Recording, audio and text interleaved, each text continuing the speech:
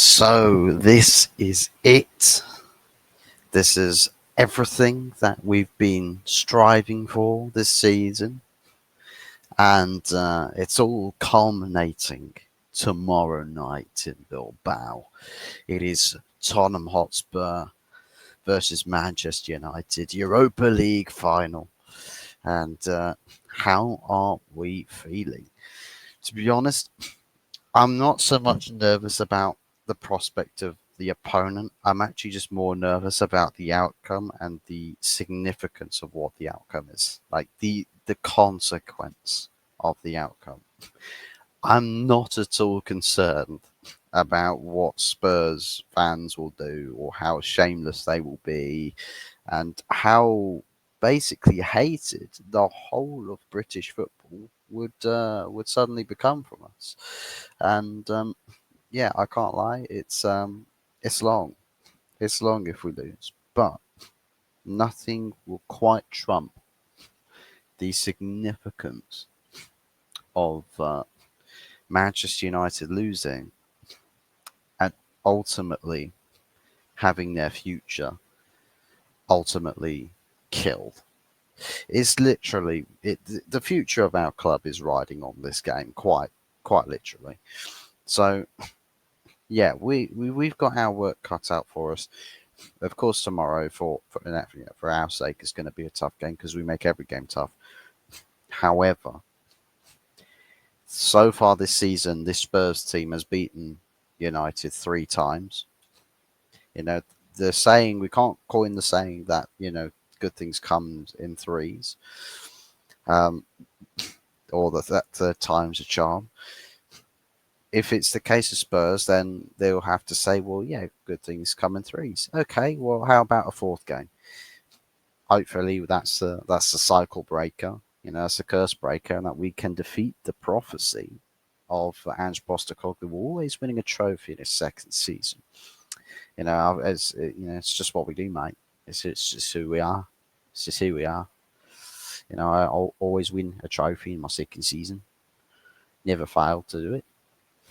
You know, never failed. Never failed to do it. Well, United could very well make it the first time in Ange Postecoglou's managerial career that we break his cycle, his record, his trophy record. We shall instill the drought of trophies, and kickstart a new era of misery for Tottenham Hotspur. But likewise, they could beat us and compile us to a time of complete and utter depression. We've got transfer plans for the summer. Cunha is on the way in. The talk is that we want to get another attacking midfielder, creator forward to play behind the striker. And we don't necessarily have many options for signings outside of that if we should not secure better funding for the summer.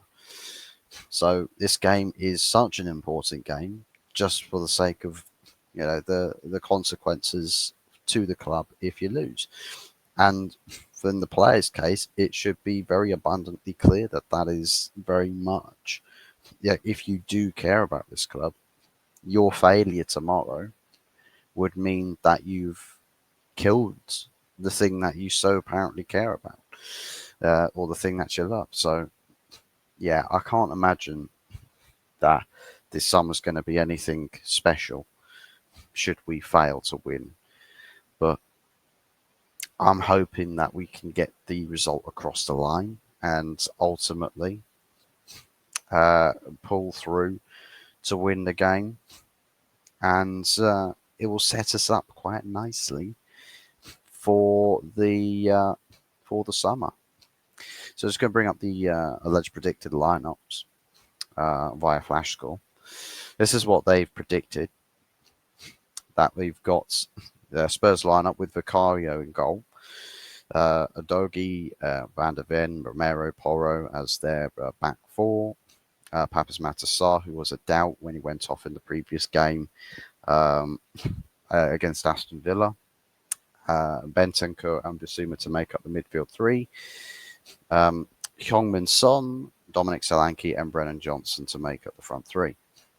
So, as you can probably see if I scroll down a little bit, quite a few significant injuries on that list there. No Bergvall, so you don't really have sort of like energy in midfield to come on later in the game. Kulusevski, one of your more clinical players, not featuring. Maddison, one of your better creators. A bit of rotation for your defensive capabilities in Dragusin and Region. And that's essentially it, really. So, yeah, there's not like it's not, say, cataclysmic to Spurs, but they'll be hurting. They'll be hurting from that, judging that United do turn up to actually make a game out of this. So as you can see, only two first teamers missing, with De Ligt and Martinez, both out with injuries. Everyone else has made the squad. So their predicted lineups have gone with Onana in goal, Mazraoui, Maguire, and Shaw as your three centre backs, Dorgu as your left wing back, Amad Diallo playing as your right wing back, Casemiro Ugarte as your midfield duo, with Fernandez and Garnacho just ahead of them, and then Højlund up top. Now, maybe starting with Højlund as an idea as a protective measure for one Joshua Zirkzee, as he is featured in the matchday squad. So I can imagine that we can see Zirkzee feature in the final as an impact substitution. But dependent on the way the game goes, there might be, in the mind of Amorim, if it all does go really well, that there wouldn't be a need for Zirkzee to come on. So, if you can protect some of your players on the bench by keeping them there, then that's probably the best option to go with. Mount is travelling with Mainu, Collier and Ericsson also in the midfield selections. Johnny Evans, Diogo Dalot, Harry Amas, Frederiksen, Heaven as well as Lindelof, and also Lenny Yoro. So quite a few defensive options have travelled with the squad, as well as Bayern Deer Heaton and me, as not me, but me as in two E's, shall feature on the bench. So United, aside from missing De Ligt and Martinez, we have options, to utilise for the final. And I can't lie, I'll be even more so disappointed if we fail to get this game over the line, because we've not actually played against, I don't think we've played against this Spurs team yet, where they've been missing a huge amount of players, or have, essentially been missing as many key players as this. Like, we've not played against Spurs yet without Kulusevski. I think we might have played once without James Maddison. And then perhaps without Bergvall in midfield. I like Bergvall. He's he's a tidy player. I know he gives the ball away a little bit, but a bit tidy, more of a ball carrier player from what I've seen. A lot of energy, and I suppose you could say with that, ideal in the sense that he can bring the ball closer to goal without needing to necessarily, try and utilize passing ability or passing range. Just dribble the ball to the opponent, can beat a man off a dribble too. So yeah, I'm relatively a little bit more sort of relaxed at this moment with that team. I can't necessarily see where there should be guaranteed changes in that lineup.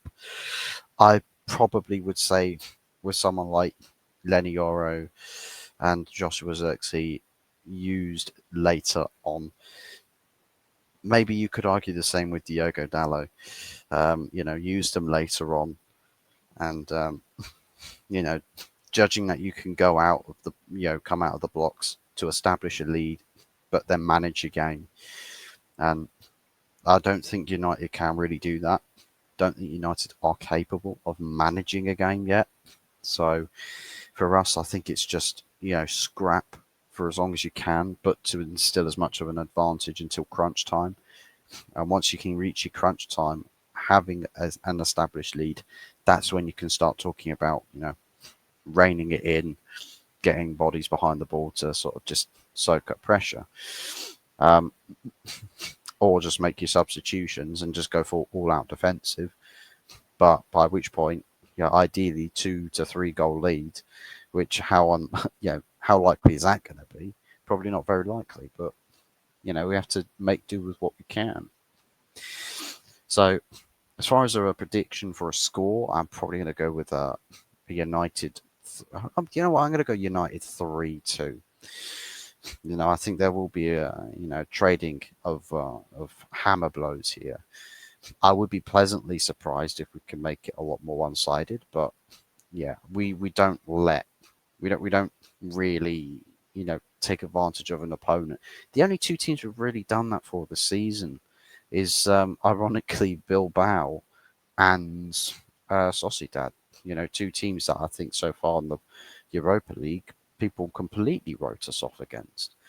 Those are the only two games where we've sort of had the opportunities open and present themselves, and we've just taken them. So maybe we can coax where Spurs play quite open. We can coax opportunities to get the breakaways and to take the opportunities if they present themselves to us.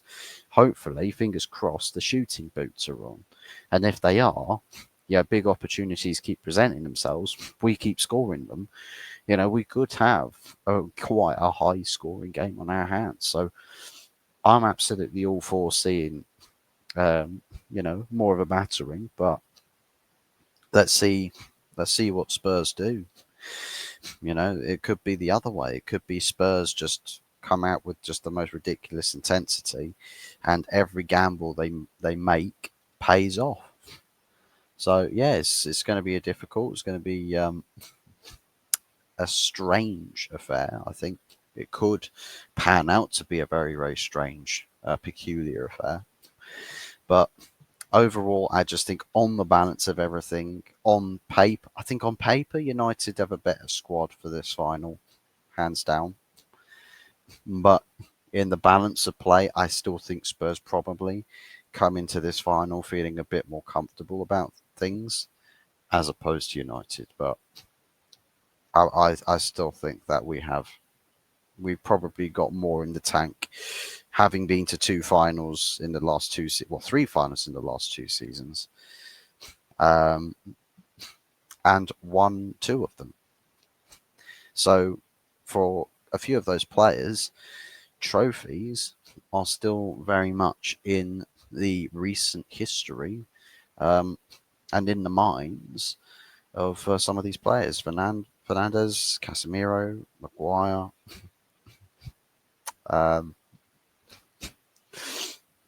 Garnacho. I mean, only those 4 players really. You could say Amad Diallo as well, but everyone else I think is a first time for them. Højlund as well, but yeah, yeah. I think that we'll probably retain more experience in the trophy front. So maybe we come into the game and play more relaxed. Maybe we are more relaxed. Who knows? Let's see what happens. Let me know what your predictions are down in the comment section.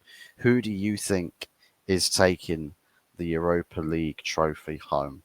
Will it be Spurs? Will it be United? I, for one, believe that it will be United. Fingers crossed it is, for the sake of United's future, but also for the sake of every other London rival to Tottenham Hotspur, that they can have a bit more peace and quiet this summer, because otherwise we will create an unnatural disaster in Spurs winning a trophy's case, an unnatural disaster in London. Let's hope for that. It would even taint Crystal Palace's FA Cup win, because they'll be like, "Yay, we got the FA Cup," and Spurs will be like, "But we just won the Europa League. You qualify for Europa League with your trophy. We qualify for Champions League with ours." And it'd be like Palace fans would just be like, "Oh, shut the fuck up! Like, we don't care. We're enjoying our trophy." And Spurs would be like, "No, no, we're not taking that. We're not taking that. You know, we're inserting ourselves into your conversation, and we're throwing this Europa League trophy in your face and saying, yeah, but look what this means."